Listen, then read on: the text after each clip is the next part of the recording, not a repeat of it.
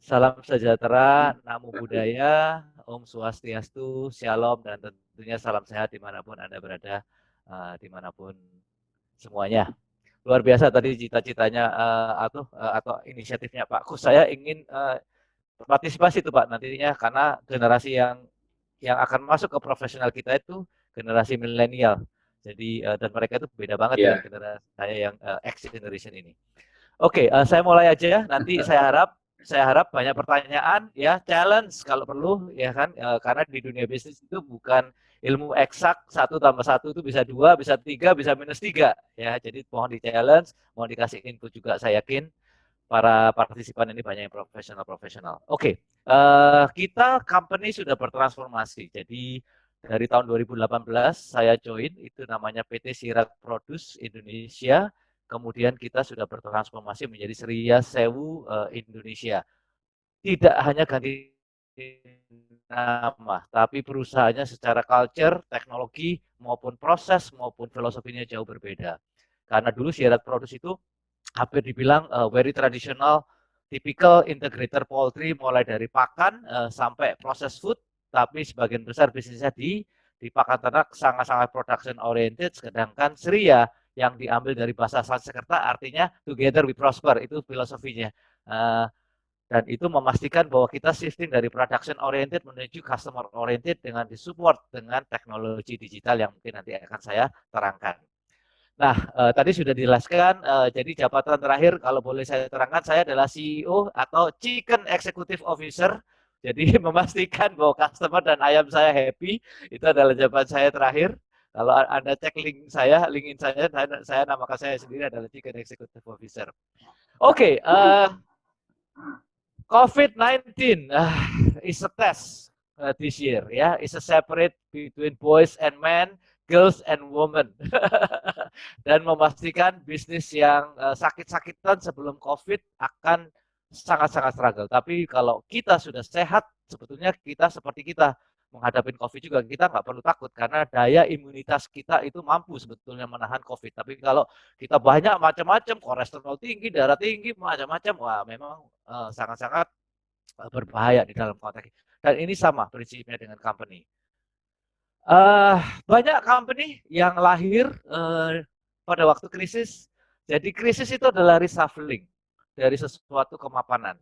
Jadi dari seluruh company, saya dulu tadi sudah disebut Ibu Ani, saya dulu pernah kerja di Ice Cream Walls. Nah, sejarahnya Ice Cream Walls itu sebetulnya bukan jualan ice cream. Jadi Thomas Walls itu tahun 1918 itu bisnis mulainya adalah jualan sosis.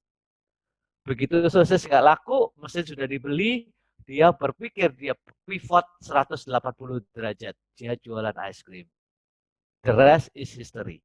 Jadi di dalam krisis itu melahirkan banyak-banyak pemikir, leadership yang hebat, dan banyak company yang lahir selama krisis ini. Dan krisis menurut saya itu selalu ada. Mau tahun ini ada krisis COVID-19, tahun lalu katanya pemilu, krisis juga. Tahun ini COVID, tahun depan kayak gimana lagi? Kita nggak tahu. Jadi krisis itu is always there. Kalaupun tidak ada krisis, it is important di dalam company kita menciptakan the sense of crisis, sense of urgency.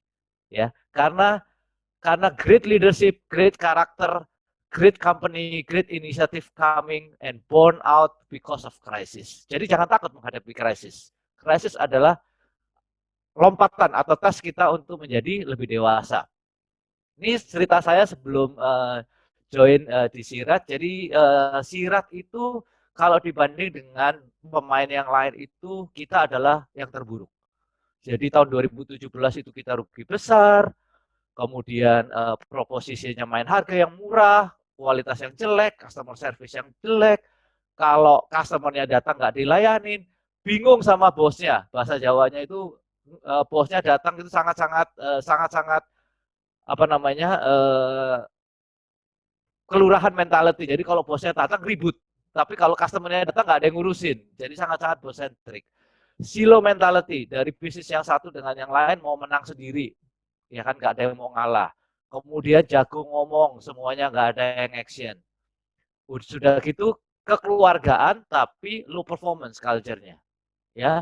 Terus kemudian manajemennya juga Spanyol, separuh nyolong dari atas sampai bawah. Jadi ini yang saya hadapin pada waktu tahun 2018, 2017-nya seperti itu. Pada waktu saya masuk, hampir nggak masuk, karena saya dibilangin, Pak, 2 bulan lagi kita nggak punya cash loh Pak buat bayar gaji. Wah, saya langsung loh, belum kerja sudah, saya langsung telepon shareholder saya. Pak, kalau suruh cari utangan nggak cocok loh Pak, saya kalau saya suruh cari utangan untuk ngebayar gaji perusahaan nggak cocok. Dia bilang nggak perlu Tom, nanti saya udah siapkan. Oh ya udah kalau gitu saya masuk. Tapi syukur alhamdulillah puji Tuhan saya nggak ambil capital itu karena di dalam tahun 2018 saya berhasil kita berhasil turn around company-nya. Dari 2017 yang rugi besar, 2018 kita sudah turn around, kita growth, 2019 kita growth lebih cepat lagi, 2021 quarter 1 sebetulnya kita growth, tapi COVID tahun 2020 quarter 2 kita akan hantam, tapi kita masih tetap growth dan tetap profit. Bahkan kalau dibanding dengan tahun 2011, performance kita itu tetap lebih better. Meskipun 2018 tidak ada krisis. Nah, quarter 3 kita sudah bounce back. Ini Anda nggak masalah baca financial kita karena kita public listed company. You can check our financial ya, is open public. Kita bounce back really quickly. Tahun quarter 1 Anda lihat kita perform better, tahu-tahu quarter 2 jeblok karena COVID. Quarter ketiga kita sudah mulai balik lagi. Kalau Anda invest company dan believe in me, pada waktu awal-awal COVID 1 April, harga saham saya itu jatuh sekitar 720 perak. Semua jeblok marketnya. Tapi dalam 1 bulan, sekarang baru saya cek harganya hari ini 1.295, naik 80%. Bahkan di dalam 1 bulan kita pernah harga saham kita 1.400 perak atau 95%. Jadi kalau Anda waktu krisis tabungan Anda beliin saham saya semua, Anda langsung 2 kali lipat lebih kaya. Dan kalau dibanding kemarin baru sudah keluar semua rapotnya semua pemain yang di pemain unggas yang di bursa saham, jadi kita adalah satu-satunya perusahaan yang grow positively dibanding dengan pemain-pemain yang lain. Karena apa? Nanti akan saya ceritakan strateginya saya. Nah, pada waktu krisis itu fokusnya sangat simpel, 3 aja. Orang, operational, sama cash. Simple. Kalau diurut gimana paling priority? Saya bilang orang dulu. Saya selalu bilang, Pak, business first atau people first? Saya bilang people first. Karena apa? Kalau people dapat, saya pasti bisnis dapat. Banyak orang kemarin saya, business first, Pak. Nggak apa-apa nanti karyawan kita korbanin. Saya bilang nggak bisa. People first. Karena uang simple kan prinsipnya, uang bisa dicari, tapi kalau ada sampai ada yang kejadian, amit-amit kalau ada sampai yang meninggal di dalam komando kita, wah itu saya akan sedih sekali. Jadi people, operational, baru cash, 3 aja yang kita drive. Kalau itu kita bisa lakukan dengan baik, biasanya company akan survive dalam menghadapi apa krisis. P&L buang dulu, profit and loss buang dulu, karena kita bisa jual 100 tapi kalau nagihnya cuma 80, wah bisa bangkrut tuh. Jual 100 nagih 80, jual 100 nagih 70 bisa bangkrut perusahaan.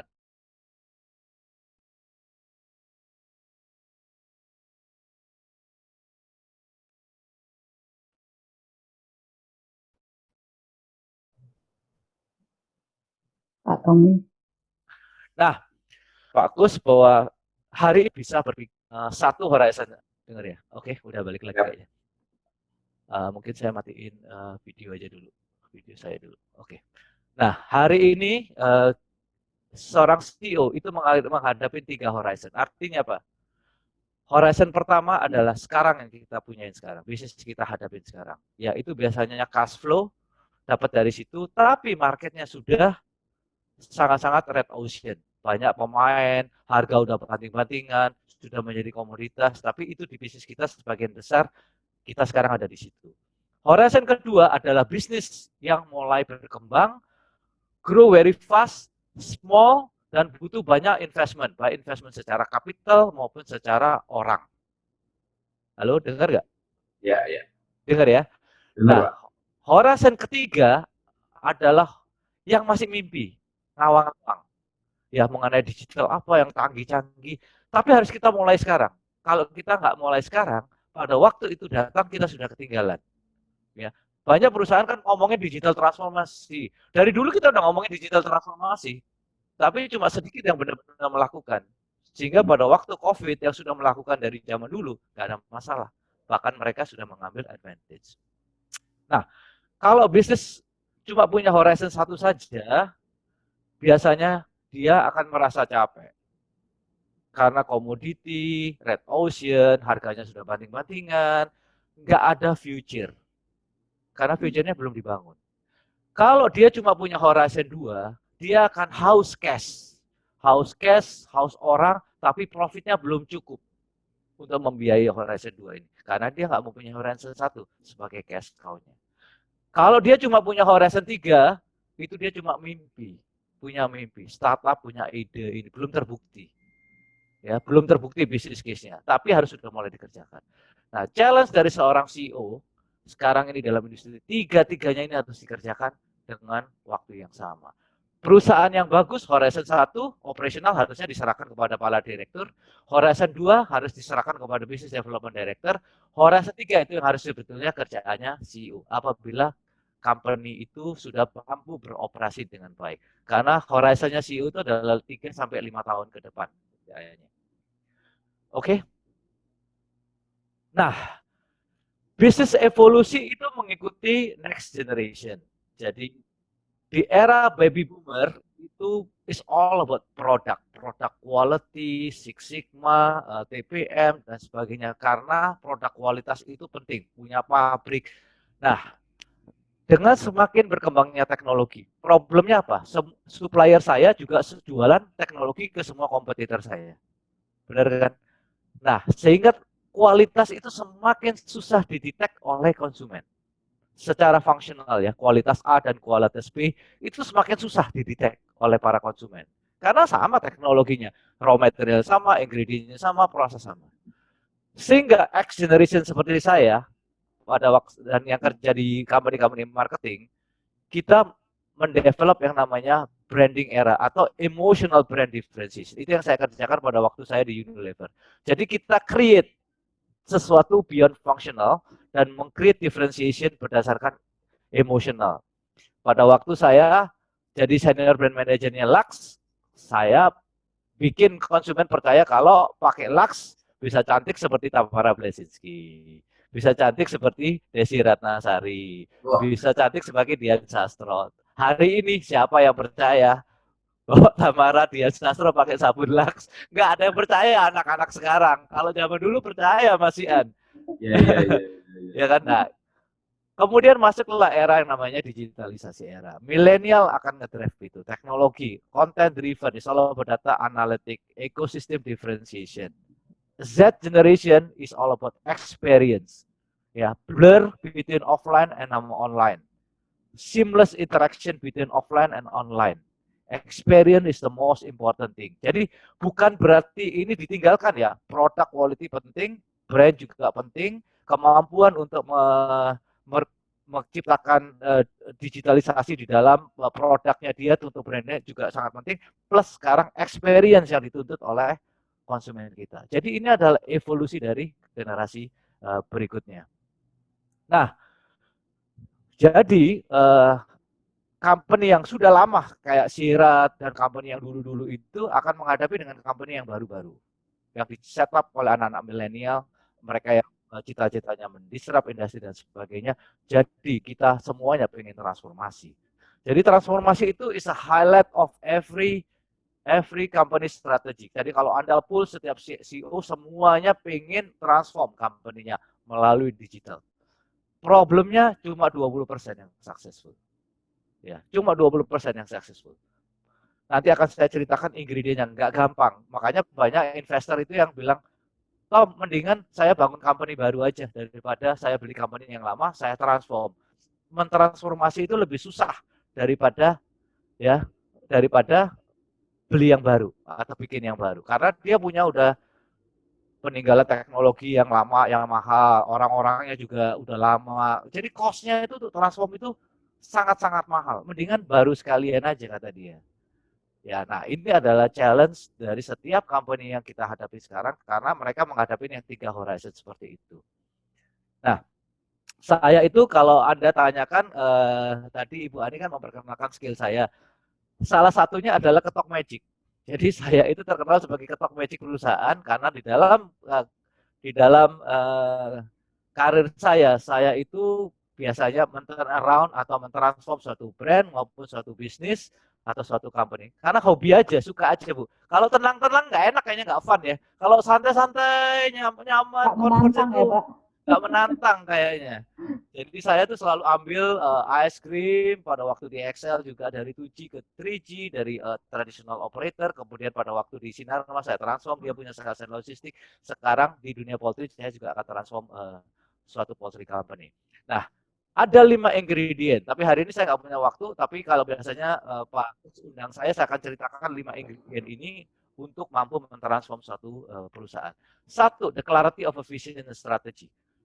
Dari poin E mau dibawa ke poin A. Dari poin E mau dibawa ke poin B. Dari sini mau dibawa kemana? Itu harus jelas. Banyak company kalau kita lihat vision strateginya cuma pengen nomor jadi satu. I want to be the best. I want to be number one. We want to be market leader. Itu nggak clear. Ya. Jadi pertanyaan yang paling prinsipal, ini company mau dibawa dari poin A ke poin B. Pada waktu di Excel, company Excel dari traditional telco harus menjadi namanya data operator telco. Clear dari poin A ke poin B. Teknologinya apa? 2G ke 3G. Dari situ kontribusi saya sebagai direktur, sebagai karyawan apa di dalam pertanyaan simple tapi nggak semua company mampu menjawab. Yang kedua, leadership alignment. Sangat-sangat penting. Apalagi orang Indonesia. Orang Indonesia, mohon maaf, lihat bosnya, lihat leadernya. Masalahnya, kita itu pada waktu meeting, pada waktu BOD meeting, kelihatannya align tapi nggak align. Ya, makanya Gus Dur bilang orang Indonesia itu agak unik karena apa yang kita omongin di meeting apa kita kerjakan itu beda katanya. Karena kita suka nggak align, karena kita menghindari konflik. Padahal transformasi is all about konflik karena terpindah dari yang lama pindah yang ke baru. Nah, alignment dari leadership itu harus tangible dan harus didemonstrasikan, dan pada saat mengambil keputusan-keputusan yang mau ngambil waktu lama ataupun masa depan itu harus clear dan diumumkan ke semua karyawan. Jadi karyawannya melihat bahwa oh iya ya, Pak Tommy dengan seluruh BOD-nya align. Jadi kalau kerja sama saya, kalau transform dalam 3 bulan biasanya banyak yang rontok BOD saya. Bukan masalah apa-apa, karena nggak align. Ya kalau nggak align ya profesional aja. Nanti kalau nggak mensana incorpore sano, artinya saya ke sana, dia ke sono. Nggak sehat. Ya kan? Kan nggak sehat nanti, dan kalau sampai terlihat perpecahan di dalam leadership di BOD, nanti karyawannya bikin klan-klanan, bikin parti politik di dalam perusahaan. Ini partainya Pak Tommy, ini partainya CFO, ini partainya marketing. Nah, ini terjadi klan-klanan. Dan leadership awal 3 bulan pertama harus dipastikan itu align dan agreed dan behave untuk menuju direction yang sama. Nggak gampang, karena kita itu di dalam konteks leadership itu banyak yang membicarakan konflik itu di culture kita itu nggak gampang. Yang ketiga, pertanyaan yang paling sulit.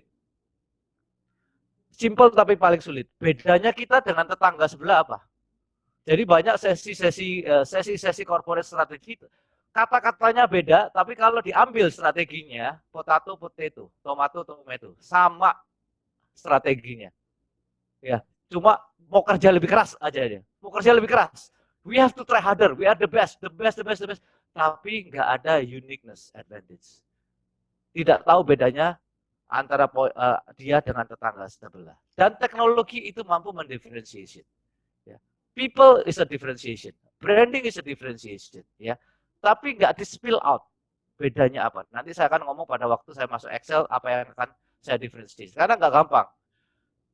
Keempat, kalau sudah ketemu diskriminasinya, kita build operasionalnya maupun proses, cost, structure itu mengikuti diskriminasi yang akan kita build bersama-sama. Sehingga culture, people, dan organisasinya itu mengendorse ini semua. Dan ini harus diorkestrakan. Jadi CEO itu sekarang kerjanya seperti sutradara, konduktor musik. Jadi mampu mengorkestrakan bersama-sama sehingga musik yang kita sampaikan di pasar itu merdu, nggak sumbang, nggak main sendiri-sendiri.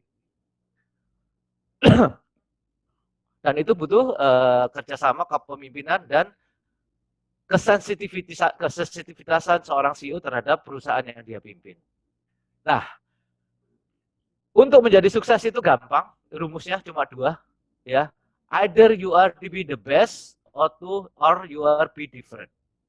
Nah, di Asia, bukan di Indonesia aja, kita itu selalu diajarin untuk try to be the best. Nah, kamu ranking berapa ya? Ranking 1, aduh ibu seneng. Ranking 2, kalau ranking 35, udah mau jewer aja anaknya. Kita dari kecil diajarin kita harus to be the best. Ya kan ya. Tidak pernah diajarin try to be different. Padahal di dunia bisnis sangat diharapkan menjadi to be different. Karena apa? The problem is to be the best adalah itu nggak sustainable. Selalu ada yang lebih bagus daripada Anda, selalu ada yang lebih murah daripada Anda. Selalu ada yang lebih ganteng daripada saya, selalu ada yang lebih cantik daripada kita semua. Ya kan? Selalu ada yang lebih pintar dari. Dan capek. Tapi kalau kita be different, kita tahu apa yang kita punyai, strength dan weakness kita akan comfortable karena we are becoming ourselves. Nah, ini yang saya pengen setiap session saya selalu canangkan atau saya selalu coach terhadap para profesional. It's okay being different. Today is okay. Anda nggak perlu takut orang ngomongin apa, kita nggak jahatin mereka. It's okay. Kalau semua setuju, Anda nggak setuju pun di meeting, it's okay. Try to be different. Nah, untuk bisa jadi different, Anda mesti mengerti 3 hal. Ya. Pertama adalah hindsight. Hindsight itu apa yang terjadi di belakang. Kenapa perusahaan ini sukses? Pasti ada sebabnya kan. Ceritanya, foundernya dan sebagainya. Terus kemudian dia menemukan. Nah, ini adalah hindsight yang harus nggak boleh ditinggalkan. Kemudian insight, apa yang terjadi saat ini sehingga perusahaan kita itu juga sukses atau mampu bertahan. Yang terakhir adalah foresight, apa yang akan terjadi di masa depan. Sehingga kita bisa memposisikan perusahaan kita dengan teknologi yang akan datang, sehingga pada waktu itu datang kita sudah di situ. Nah, ini adalah Fourth Industrial Revolution. Ini adalah teknologi yang menurut saya akan mengubah landscape dari industri di manapun berada. Simpelnya gini, karena ada 5G, ya, big data bisa dilakukan dengan baik. Karena big data bisa dilakukan dengan baik, IoT, ya, Internet of the Thing, itu akan berkembang di mana-mana. Sensor dan mesin robotik semuanya akan berkembang di mana-mana, dan itu akan digovern oleh artificial intelligence dan semua probabilitasnya akan dilakukan oleh quantum computing. Jadi kalau Anda nggak mengerti quantum computing itu simpelnya kayak gini. Kalau quantum biasa,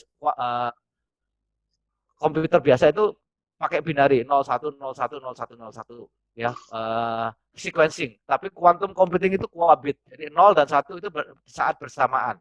Jadi dia bisa menghitung probabilitas lebih cepat. Jadi quantum computing bukan, kalau kita pakai quantum computing kita nonton Netflix lebih cepat, enggak.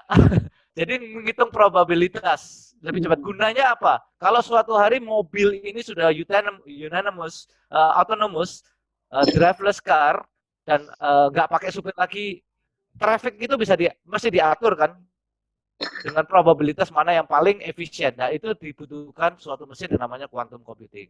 Mechatronic itu robotik, blockchain, saya yakin Anda sudah tahu blockchain.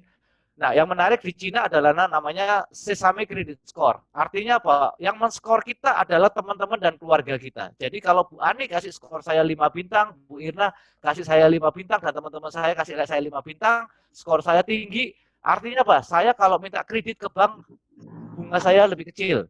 Anak saya bisa masuk ke sekolah lebih bagus.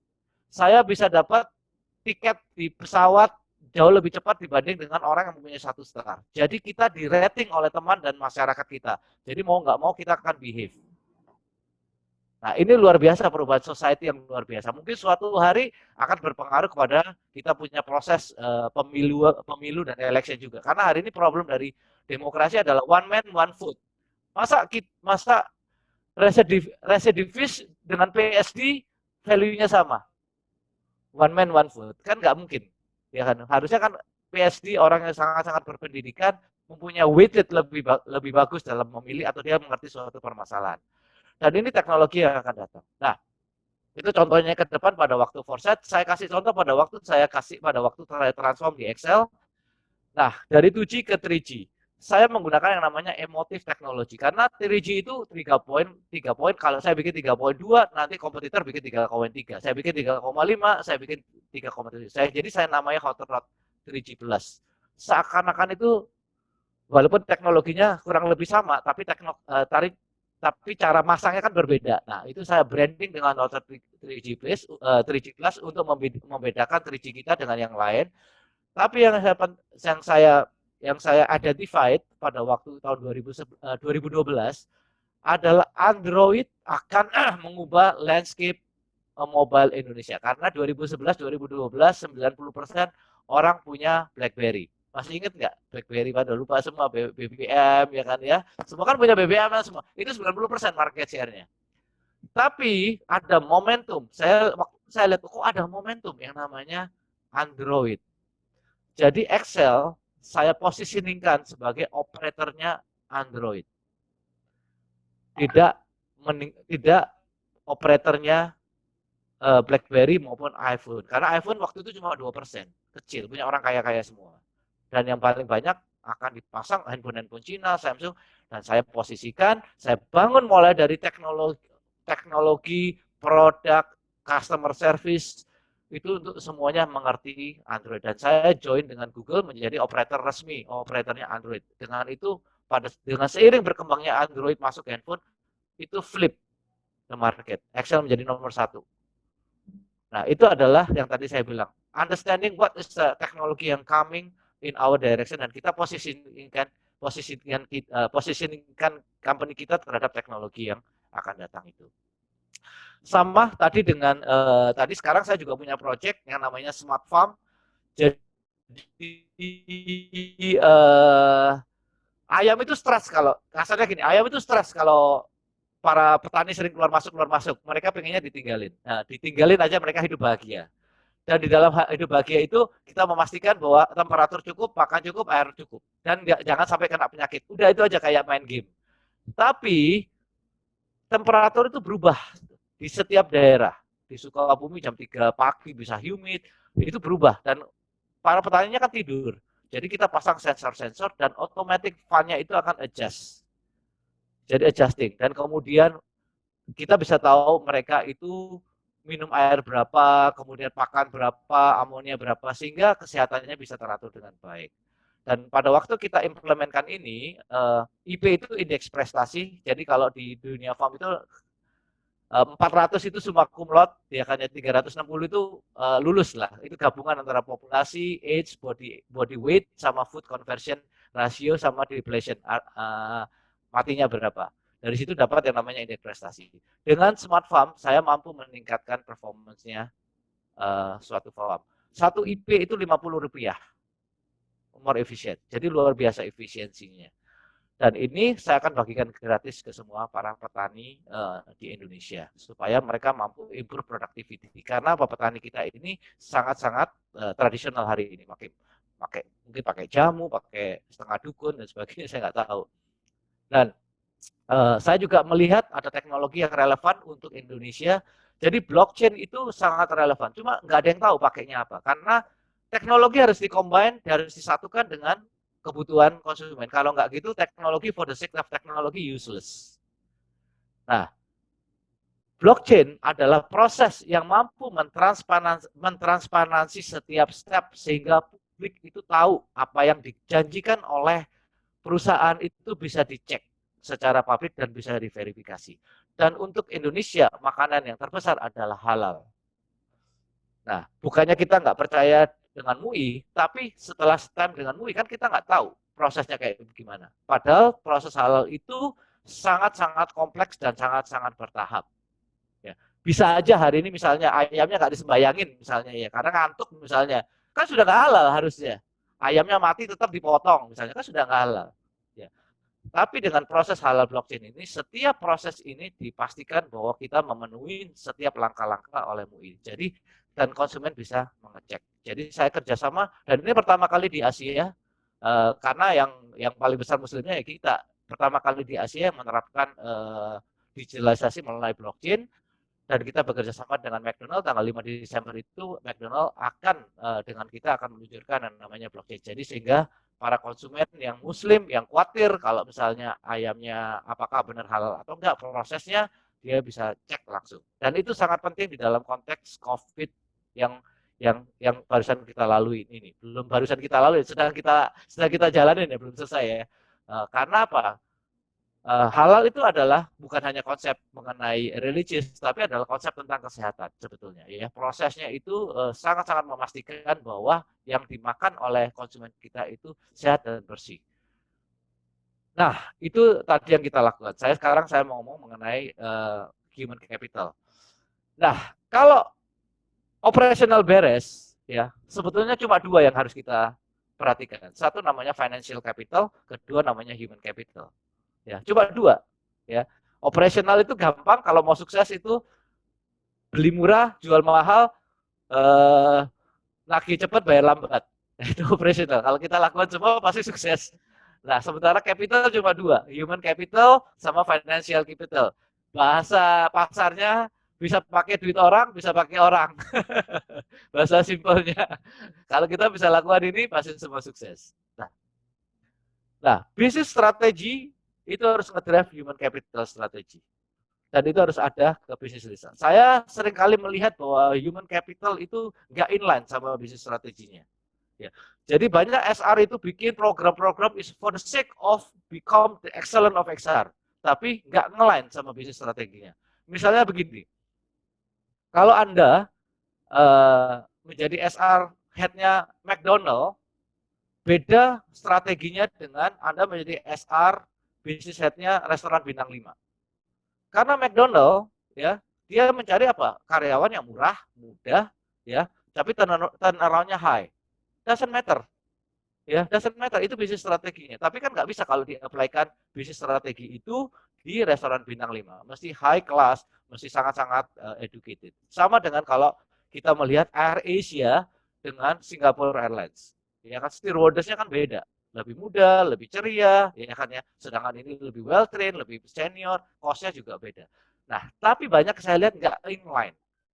Quantity juga nggak dapet, quality juga nggak dapet. Setengah-setengah. Maunya pinter, tapi nggak mau bayar orang. Ya. Maunya efisiensi, tapi orangnya nggak well trained.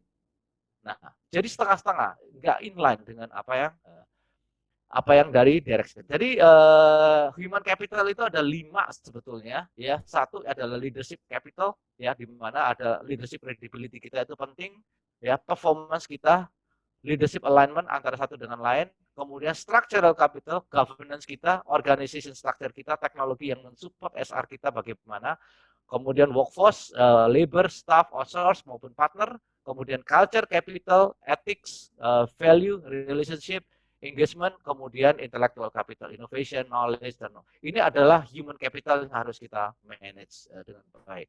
Culture is one most yang many people talk about the culture, tapi kalau menurut saya kalau di Indonesia culture itu sangat didrive oleh leadership. Jadi bosnya kayak gimana dulu, ya. Culture-nya ini katanya tulisannya culture-nya inovatif, ya kan ya flexi hour, tapi mobil bosnya kalau di kantor jam 10 belum pulang-pulang dia. Waduh, ini culture kerja keras ini. Ya kan ya. Orang bisa lihat yang namanya unwritten culture.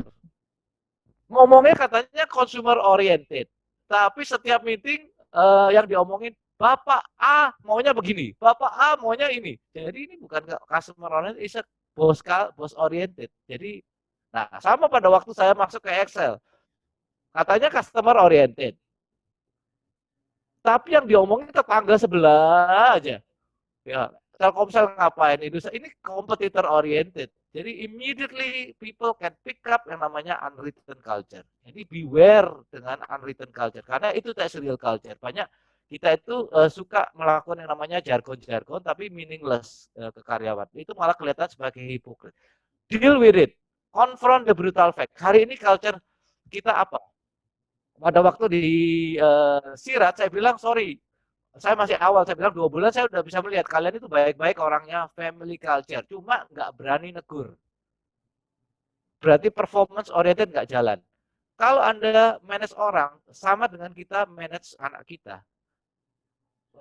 Berprestasi harus dipuji, Ya, salah harus ditegur. Kalau enggak, anak kita bisa kurang ajar, ya kan ya, bisa nggak tahu. Ya, sama dengan manage company atau organization people. Berani berprestasi harus di reward dan dipuji, tapi kalau salah juga harus kita berani menegur. Leadership hari ini beda dengan leadership zaman dulu. Ya, leadership hari ini lebih egalitarian, lebih accessible, ya, lebih seakan-akan lebih partnership atau lebih coaching. Nah, jadi traditional leadership itu sekarang kalau saya bilang kita harus berubah menjadi yang namanya servant leadership. Jadi saya melayanin bawahan saya melayanin bawahannya dia, dan akhirnya semua melayanin customer. Enaknya begini, banyak orang yang nggak tahu ya. Enaknya apa? Kalau saya yang nge-push terus, lama-lama saya muntah darah. Kalau saya masih marah-marah baru jalan, lama-lama muntah darah. Kalau ada pressure atau the trigger dari atas, capek karena akan taxing saya, akan apa namanya ngambil saya punya banyak energi. Tapi kalau pressure itu datang dari customer, saya tenang. Enak ya? Kan enak kan? Yang minta customer. Ya, dan semua organisasi bergerak untuk menyenangkan customer daripada menyenangkan saya. Itu justru lebih enak. Karena saya nganggur, nggak perlu apa-apa. Ya, Iya, banyak Pak orang Tommy yang nggak setuju. mengerti itu. Bapak, apakah masih banyak slide yang mau di? Ada, saya cepetin ya, saya cepet ya. 5 Oke. menit ya, Pak? Ya, 5 menit. Oke. Saya akan tutup bentar lagi. Nah, hari ini ada 3 generasi di dalam workplace, baby boomer, generation X, dan milenial. Baby boomer itu biasanya bos-bos saya, rambutnya putih, sangat berwibawa, karismatik, nah sukanya perang-perangan, Sun the art of war, karena mereka baru dari perang dunia kedua. Jadi business is war. Generasi X adalah generasi saya, party hard, working hard, party hard. Jadi kita mesti kerja keras dulu, baru boleh senang-senang. Dan kita itu sangat jagoan di template, proses, apa itu balance business card dan sebagainya. Nah, kemudian lahirlah yang milenial itu. Milenial itu bilang adalah sekolah, tempat kerja, dan rumah itu sama aja. Fun is my right. Kalau dulu saya harus kerja keras dulu baru having fun. Kalau anak-anak sekarang itu fun is my right adalah hak asasi saya. Dan itu dikombin. Mereka sangat entrepreneur, sangat obses, sangat impact oriented. Nggak perlu kerja dari jam 8 sampai jam 5. Pokoknya kan beres, Pak. Ya kan, ya Jumat saya nggak masuk kan, tapi Sabtu saya kerjain. Nah, itu adalah generasi yang kita masuk. Dan ini kita hadapi semuanya, tiga-tiganya ada di company yang bersamaan. Sehingga susah untuk bertransformasi karena baby boomer masih jadi bos-bosnya, masih banyak yang masih jadi bos. Ya. Sehingga pada suatu hari generasi milenial akan men-challenge cara kerja kita karena mereka itu tidak mementingkan proses. Kantor nggak penting, jam kantor nggak penting. Kalau perlu nggak ada COP lagi. Ngapain pakai car ownership program? Ya kan ya, saya oke kok dikasih duit naik Grab tiap hari lebih murah. Ya, naik sepeda juga oke. Nggak perlu tinggal di kantor, yang penting kerjaan beres kan, Pak. Nah, itu akan di-challenge semua oleh mereka. Nah, tadi saya bilang organization desainnya harus dirubah, yang dari powernya ke atas menjadi yang namanya customer pressure, dan kita bisa mendesain itu accordingly dengan apa tadi horizon yang berbeda. Semakin tinggi horizonnya harus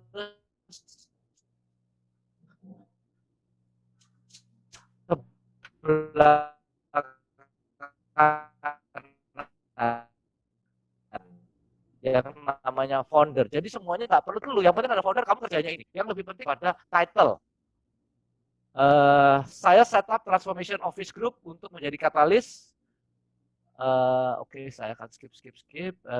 Nah, ini yang saya mau ngomong. Untuk supaya bisa transform, Anda butuh 3 hal, ya. Skill, kompetensi, motivation, common, ya. Tapi saya bilang di Indonesia banyak yang lupa functional skill-nya, banyak yang di bawah ekspektasi. Jadi saya lihat banyak SR itu kebanyakan bikin yang namanya soft skill, ya, leadership dan sebagainya. Tapi technical skill-nya belum tergarap dengan baik, ya, terutama di bidang IT, di bidang yang namanya operational dan sebagainya. Nah, ini kalau di perusahaan banyak menjadi still remain the challenge karena kita pengen transform, kita pengen ini, pengen itu, tapi anak buah kita nggak ada technical skill-nya semuanya. Nah, di dalam transformasi Anda pasti tahu ini namanya bell curve, ya. 16% non performance, 60 sampai 68 high performers, average performance, sisanya high performers. Untuk transformasi Anda butuh 30%. Dan mesti dihafalin. namanya orang itu. Jadi saya punya group of people yang saya protect, manajer dari atas sampai ke bawah, dan mereka yang perform dan engage, artinya menjadi aktivis untuk menjadi transformasi dari percaya dan membujuk yang lain. Anda tidak perlu berkomunikasi dengan semuanya, cuma dengan 30% ini. Kenapa? Kalau 30% ini sudah dapat 30% itu akan mampu menarik grup gerbong semuanya. Karena yang 68% cuma ngikutin aja apa yang 30%. Kalau yang itu ikut ya gue ikutan. Nggak semua orang, yang biasanya 16% akan terkikis dengan sendirinya. Oke, my last chat, Ibu Rani, ini ada buku dari Jim Collins, itu ditulis tahun 2011, Good to Great, ya. Jadi dia bilang untuk menjadi company yang great dan mampu bertransform, kita membutuhkan 5 ya, 5 ya benar, 6 komponen. Level 5 leadership yaitu servant leadership yang nggak mementingkan dirinya, nggak kayak Donald Trump yang sangat egosentrik ya, lebih penting timnya, lebih penting customernya, ya kan, lebih penting organisasinya. Kemudian memastikan leadership timnya align dan setuju. Who first then what, dan baru membuat strategi ke direction mana. Jadi ada discipline people, group of discipline people yang tahu ke direction kemana.